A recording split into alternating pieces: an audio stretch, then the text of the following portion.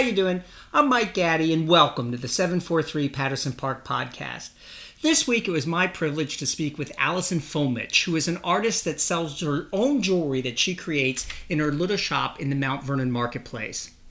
But our conversation really embodied more than just how she creates her jewelry and her background and history as an artist.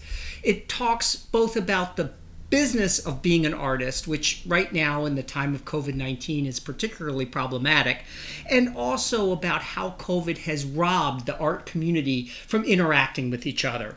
She said there's a commonality that erupts when artists speak with each other, and that commonality has gone away with COVID-19. For me, it was one of the most poignant moments of the interview. Please join me as I talk art, COVID-19, business, and how it all ties together with artist and jewelry creator Allison Fomich. Hi, Allison. How you doing? Hi. How's it going? Oh, I'm so glad to be here with you. But I have to tell you, you said your cat's running around in the back. My husband, Matthew, sent me this cartoon of getting ready for a podcast where the podcaster has taped his cat to the wall. Or maybe it was a Zoom. And so right before our call, I had to feed my cat, which is a half an hour early. He doesn't eat till 3:30. Oh, and he knows too. Oh, he starts up at 2:00 shoving shit off my desk. So, microphone, you don't need that. They are on a schedule. God, yes. All right. So I'm here with Allison. How do I say your last name? Fomich? Fomich. Fomich. I'm here with Allison Fomich, who is a jewelry. She makes this absolutely gorgeous jewelry inspired by nature. And I wanted to talk to you, Allison, for a couple of reasons. One of which, you are a different kind of artist than who we've talked to in the past, meaning you have a retail store and you've been in the commercial space for a long time. A lot like me, I am a commercial photographer, make no bones about it. And also, I think you and your business have really had to do some major pivots with COVID. And I want to know how that's been for you and some of the challenges that you and other artists in the area have faced because of this pandemic shutting everything down.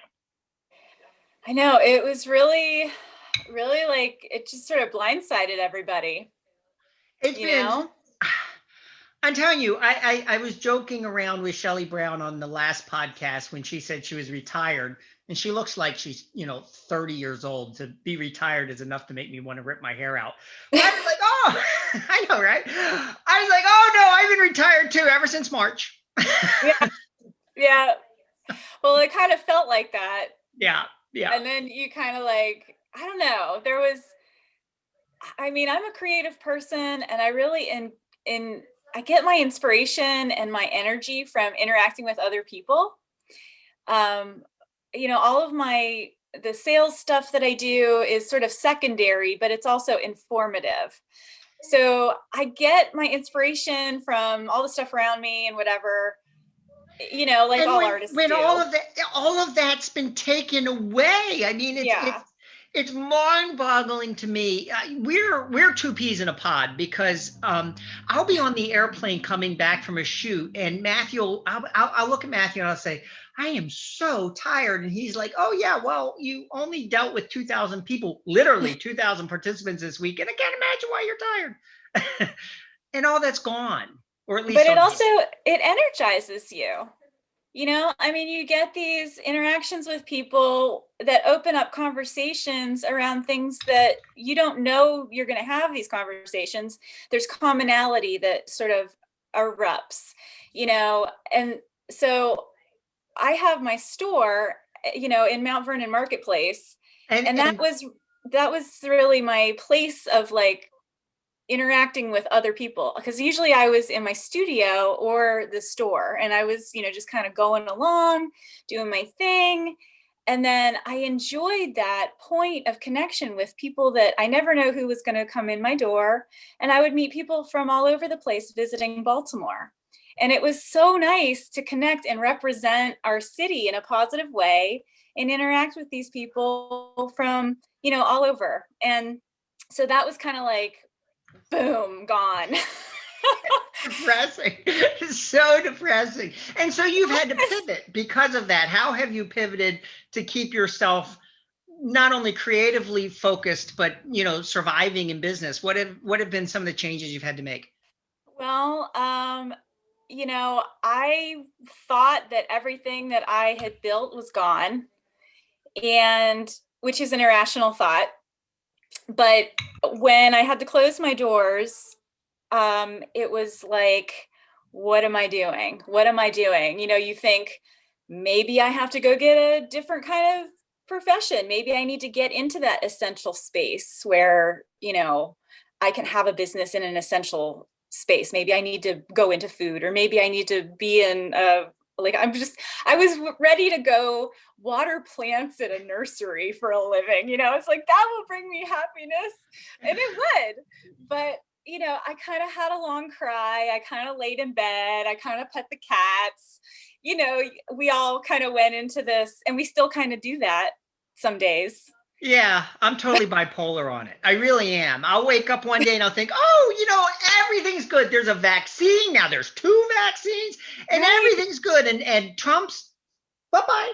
Everything's good. And then I wake up the next day and go, hey.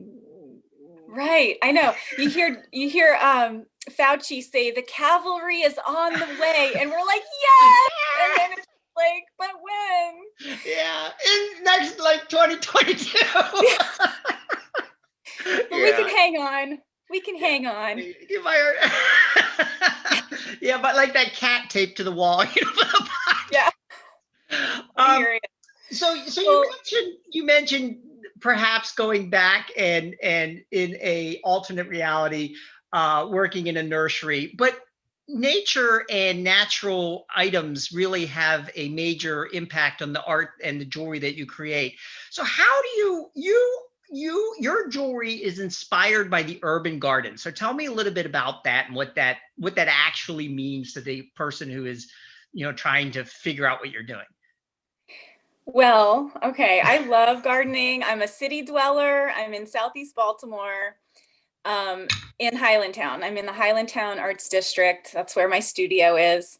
So I live here, I work here, and I have a very small container garden in my backyard. I've always been an avid gardener, and I just love gardening. And but I find my inspiration there because I follow the seasons. You have little crocus that come up in the spring, early spring, maybe even winter. And then, it kind of goes along. You see some tulips, you see some daffodils, and then that's where, Patterson Park just explodes. And you see all of the beautiful magnolia trees and all of the. But you take it a step further. You go out into Patterson Park and other natural estuaries in Baltimore and surrounding Baltimore, gather these items from nature, bring them back to your studio, and make jewelry out of it. And how do you do that? But you can tell I'm mostly excited about the places, not even my jewelry, right? I'm like, I love the park. Well, and we are blessed. And you drive around Baltimore and you make a left and you find yourself in a park. And some of them tiny little, less than, I don't know, 12 feet, by 12 feet with container gardens in them. And then other parks like Patterson Park or the others that Roland Park, whatever, that, that are this gorgeous estuary in the middle of the city. So you take you gather the stuff nature. Yep, I actually collect what I call little specimens from nature. So anything that you would see blowing down the street in the fall, like maybe some Zelkova leaves, I'm the crazy lady out there, like putting them in a bag. You've seen me out there, all of you. And I appreciate you just walking by and not saying anything. But, some for me to make my art from the space that I live in and share that commonality of experience in nature with my customers and my people and my friends. So you make castings and pressings, right? And create the Yes. jewelry from those castings and pressings. Yeah. What I do is, I mean, it's not like a very technical kind of work. It's very direct, almost like drawing or printmaking. I take the organic matter that I collect, so it could be, a maple seed, and I'll take my metal like this. This is copper, right? So it's two pieces. I'll take the two pieces and I'll make like a little sandwich, and I use very high pressure, and it presses in, and I get a mirror impression of the organic matter in the metal. It's like Play-Doh, like you're gonna like squish something in Play-Doh, only it's metal. And that's how I make my jewelry. So I do copper like these, brass, sterling silver, and then I do some cast items as well. Like I'll collect little acorns or seed pods from Patterson Park, and I'll cast those in sterling silver or bronze. And those I remake all the time, and they're all like from a special little piece. The pressed work, they're all one of a kind, but I do remake those over and over again. So you'll get a one of a kind item when you. That is incredibly cool. And Thanks. no, it is. It's because you're bringing in something very raw and very organic, and making jewelry, which then becomes very organic and very natural. And I mean, it's the kind of thing I personally like. And you sell both in your shop, your Tiger Lily shop, which is in Mount Vernon Marketplace, and you have a website online, correct, where people can buy your jewelry if they're not, if they Yes. came, saw you. And that was part of the hard pivot that I had to do when COVID hit, because a lot of my contemporaries, my friends, people in this community in the creative business space, a lot of people have already, established a really robust online presence, something where they can go and, they've been working at these things for years and years. So they have great platforms and beautiful images, and they're telling their story, and there's the sales funnel and their marketing. It makes you sick. It's like, I know. I get exactly what you're saying. So you had to make a hard pivot to, and all of a sudden learn how to do a website and how to do an e-commerce site. And so it's not just good enough right now, especially during COVID, to be able to make your gorgeous natural jewelry, but you have to. And did you take classes to go and, how did you figure this out? Well, I mean, we kind of already know some of this stuff because we kind of go along and have to do it. But then I had to really get serious about what it means to have an online business. Yeah. So I did enroll in some online business classes, online marketing classes, and I did through the Made in Baltimore program, which is an absolutely wonderful program. We can talk more about that later if you'd like. Yeah. The Made in Baltimore program is something that is always generating information to give out there to the world of artists and creatives to see how to how an opportunity might benefit their business if they have an opportunity that kind of comes through and they funnel it through to us. They have been trying to establish communications and connections, networking, opportunity through creative businesses, small manufacturing, for about 4 or 5 years now. And the Made in Baltimore lookbook, I don't know if you guys have seen that yet. Usually there's a big, like a pop-up that they do. And all the people who are involved in Made in Baltimore, have their work on consignment there. And there's a shop and you can go and shop it. And of course, that's not happening this year. So what they did is, I mean, this is the commitment. This is the type of commitment that these types of people have to our creative community here. They put together an 84-page virtual lookbook. Wow. Of all of this work. So you can literally, I don't know how, I mean, I guess you guys, anybody watching this should probably just Google Made in Baltimore 2020 lookbook and you'll see it, it'll pop up. But the photography, the styling, the art, the products, all of that is all made in Baltimore, and it is all featured with clickable links where you can go shopping directly from this thing. And I mean, it's amazing. Like the amount of work that took to like pull that off is incredible. But there's also a buying public that appreciates art and appreciates artisan made and handmade local goods here in the city. So like the Pile of Craft, Remfest, Hamden Fest, there's all these different events that happen and people come out in droves for them.